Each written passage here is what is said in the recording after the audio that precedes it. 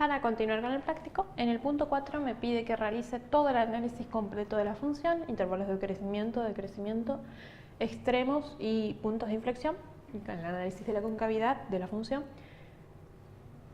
Voy a empezar, por lo que voy a tener que derivar a la función, voy a tener que buscar la primera derivada para encontrar los intervalos de crecimiento y decrecimiento, la segunda derivada para analizar los puntos extremos y la tercera derivada para luego analizar los puntos de inflexión. Entonces, en primer lugar, voy a derivar directamente a la función 3 veces, después voy usando esos resultados para cada punto. Si yo la derivo una vez a la función, de este término voy a obtener 3x cuadrado, menos 9 por 2, 18x, más 24. Si la vuelvo a derivar, derivada segunda, voy a obtener 3 por 2, 6x, menos 18, y si la vuelvo a derivar, derivada tercera de x, voy a obtener simplemente 6. Entonces, una vez que obtengo las tres derivadas, voy a analizar. En primer lugar, los intervalos de crecimiento y decrecimiento. Para ello debo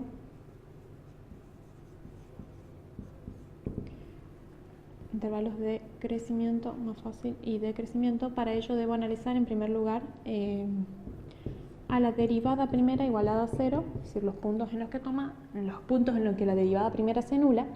La derivada primera de la función es 3x cuadrado menos 18x más 24, la igualo a 0, y encuentro los valores de x. Va a tener dos valores en este caso porque el máximo exponente de x es 2, pero observo que también la puedo simplificar, dividir todos los términos por 3 para trabajar con una expresión más sencilla. Si yo divido todos los términos por 3, en este término voy a obtener x cuadrado menos 6x más 8 igual a 0. De esta ecuación voy a encontrar los valores, las raíces de esta ecuación. Como es una cuadrática, tendré que buscar mediante la resolvente x sub 1 y x sub 2. La resolvente me decía el opuesto del término lineal, es decir, 6 más menos raíz de 36, 6 al cuadrado, menos 4 por 8, 32, sobre 2 por a, que es 2.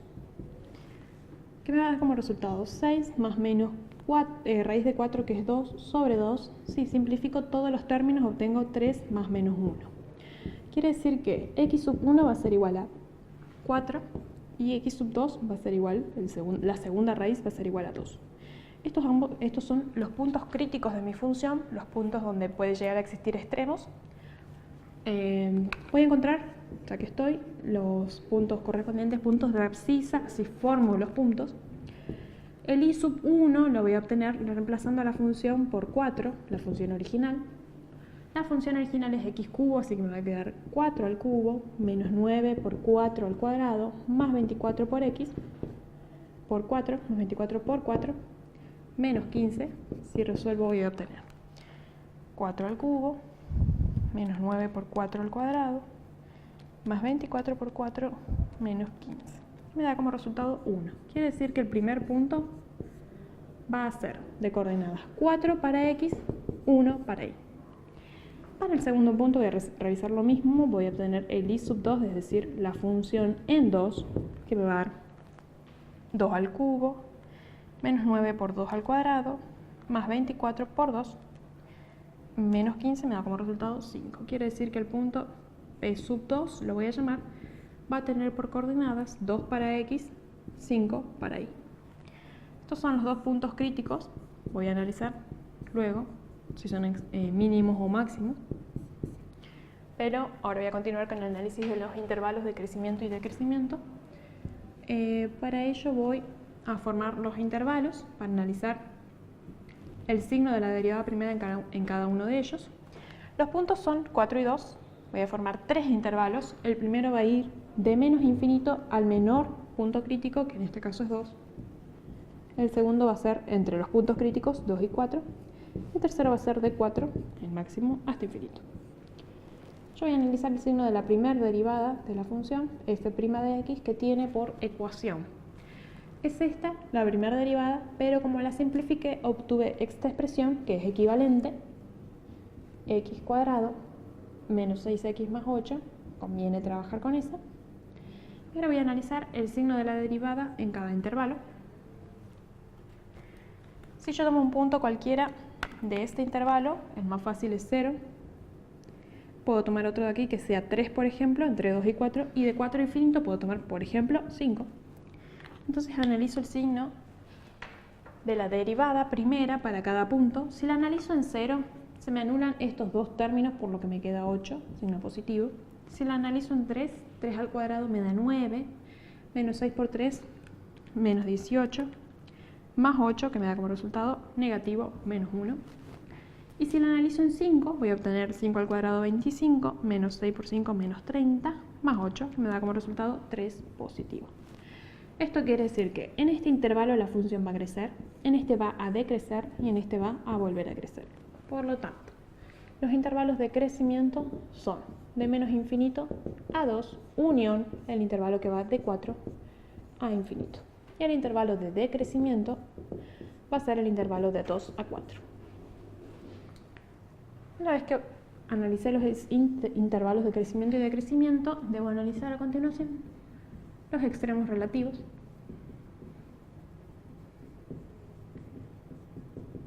Para ello puedo analizar con el criterio de la primera derivada, mirando aquí, o voy a usar el criterio de la segunda derivada. Para el primer punto crítico, que era x igual a 2 o x igual a 4, vamos a usar x sub 1 igual a 4, voy a analizar el signo de la segunda derivada en 4. La segunda derivada me dio como resultado 6x menos 18, es decir, que va a ser 6 por 4 menos 18. 6 por 4, 24, menos 18, me va a dar como resultado 6, que es un valor mayor que 0. Si la derivada segunda de la función en el punto crítico me da mayor que 0, positivo, quiere decir que allí existe un mínimo relativo. En este caso es el punto P sub 1, que tiene por coordenadas 4, 1.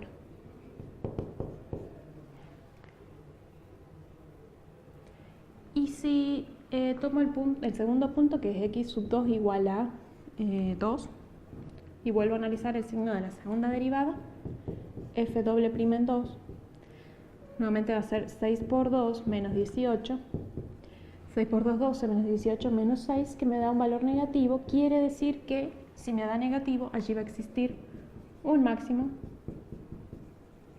relativo en P sub 2, que tiene por coordenadas 2, 5. Una vez que analicé los extremos, tengo un mínimo relativo y un máximo relativo, lo único que me queda por analizar es el punto de inflexión. El punto de inflexión y la concavidad. Y en primer lugar voy a borrar esta parte. Voy a analizar la concavidad de la función. Para analizar la concavidad, debo formar nuevamente intervalos.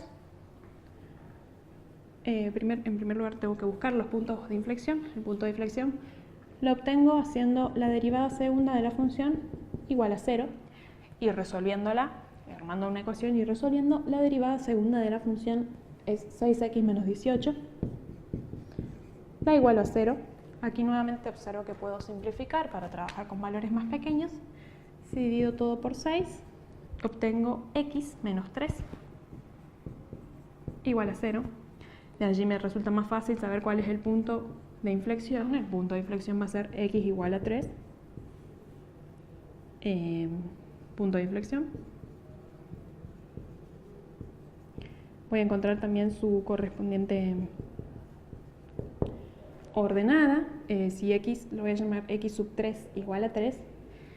Si voy a encontrar el y sub 3, que se obtiene haciendo la función original en 3. Es decir, voy a tener que hacer la función original, que es x al cubo, yo voy a hacer 3 al cubo, menos 9 por 3 al cuadrado, más 24 por 3, menos 15, me da como resultado 3. Quiere decir que el punto de inflexión va a estar en P sub 3, lo voy a llamar, de coordenadas 3 para X, 3 para Y. Voy a analizar la concavidad de la función, si es de concavidad positiva o negativa, o cóncava hacia arriba o cóncava hacia abajo. Para ello vuelvo a formar intervalos, ahora con el punto de inflexión, no con los puntos críticos.